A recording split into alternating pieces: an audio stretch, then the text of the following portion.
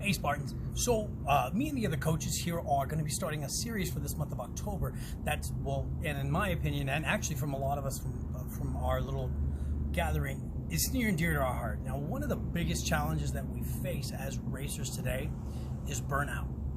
So how do we prevent burnout?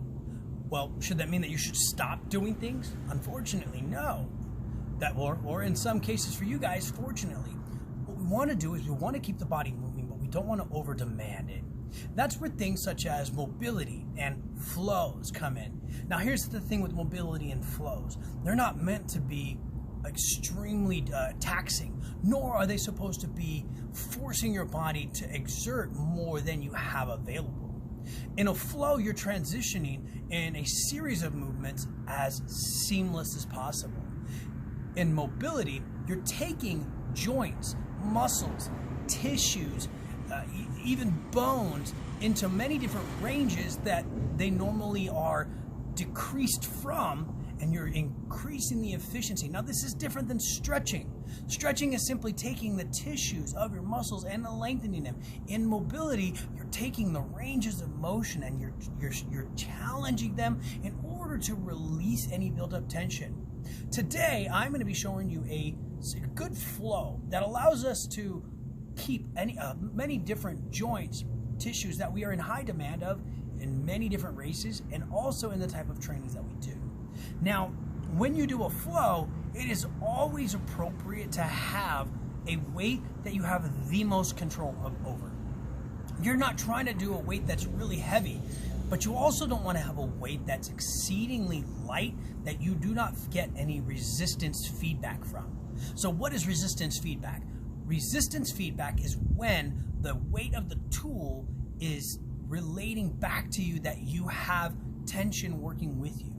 Now, that's not the same as if you had a heavy weight in front of you. Because a heavy weight, you have a lot of tension that you're working under. Resistance feedback means that you can feel the weight, but the weight is not taxing. So let's go into one of the flows. We're actually going to use, I have an 8-kilo kettlebell, and all I'm going to do is a simple mobility flow of a burpee. Now, if we look at what the burpee traditionally is, it was designed as a flexibility mechanic by Royal H. Burpee. So what we're going to do is we're going to use this, and we're going to make as many tissues of my body be demanded, but we're not going to stress them to where I'm exerting too much energy. So I'm going to have the kettlebell on one side, one bell for one rep, and then I'm going to switch sides.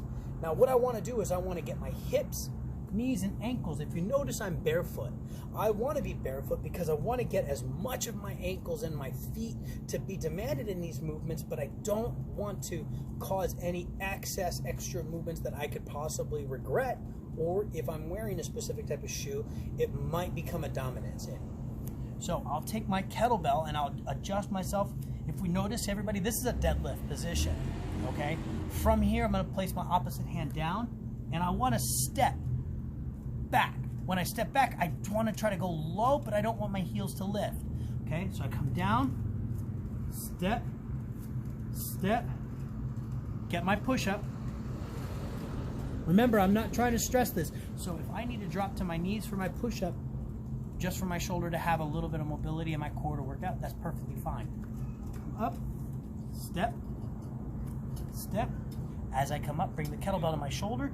If I need two hands, do two hands. Make that movement seamless. If I can do it without both hands, even better. I'm going to drop into a nice squat, steady, rise, press it up. Now, when I do it as a flow and I don't break it up, it looks like this.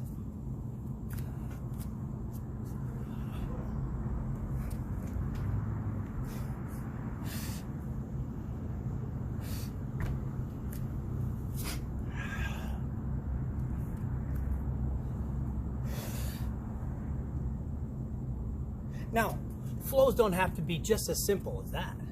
Flows can get dynamic as long as they don't tax the body, and you can focus on increasing blood flow to the area, such as this.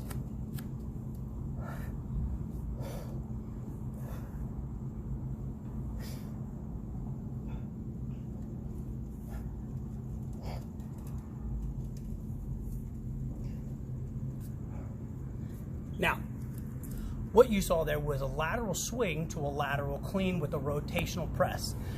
Was it a heavy weight? No. But I was demanding my body to be in control of the movement, and I was steady. So take an example of that and try some new flows. I'm going to challenge each one of you Spartans to send in a quick 5 to 10 second video of a flow that you feel comfortable with. It can be with a dumbbell, it can be with a barbell, it can be with any tool that you feel comfortable with. But I'm going to challenge each and every one of you to give me a 5 to 10 second flow, and let's see those videos, everybody. This is Coach Joseph, helping you guys out for this month of our Mobility and Flow month and of October, and I'll catch you at the finish line.